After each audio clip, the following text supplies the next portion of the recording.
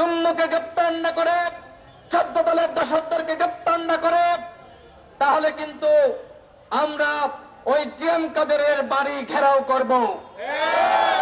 এই যে এখানে জাতীয় পার্টির কার্যালয়, এখনো পর্যন্ত তারা যারা প্রার্থী হতে চান তারা কিন্তু এখন থেকেই আপনার অনুসারীদেরকে সামলান।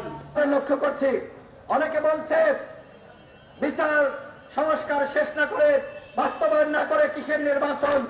আবার কথা হলো 1 বছরে এই সরকার বিচারের কতটুকু কি করতে পেরেছে। এই সরকার আওয়ামী লীগের পান্ডাদেরকে, জাতীয় পার্টির পান্ডাদেরকে এখনো পর্যন্ত গ্রেপ্তার করতে পারে নাই। ওই হাসিনাকে দিল্লিতে রেখে শুধুমাত্র রায় ঘোষণা করলেই কি বিচার হয়ে যাবে? যারা গণহত্যায় জড়িত ছিল, ছাত্রলীগ যুবলীগের পান্ডাদেরকে গ্রেপ্তার করতে হবে। সংস্কার 1 বছরে কি এই সচিবালয় থেকে আওয়ামী লীগের সুবিধাভোগী তাদেরকে নামানো গেছে? পুলিশের সংস্কার করা গেছে, র্যাবের সংস্কার করা গেছে, শুধু দপ্তর সেক্টর থেকে আওয়ামী লীগের প্রত্যেককে নামানো গেছে। 1 বছরে ওই হাসিনার ফ্যাসিবাদী সিস্টেম, হাসিনার দোসর তাদেরকে বসিয়ে রেখে প্রমোশন দিয়ে এই সংস্কার করেছে।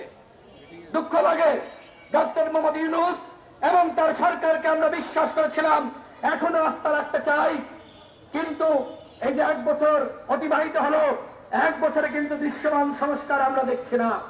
একটা দেশের কতটুকু উন্নয়ন হয়েছে, এই রাস্তাঘাটে যখন আমরা চলি, ট্রাফিক সিস্টেম দেখলেই কিন্তু বোঝা যায় উন্নয়নের নামে বিভিন্ন দপ্তরে সেক্টরে লুটপাট হয়েছে।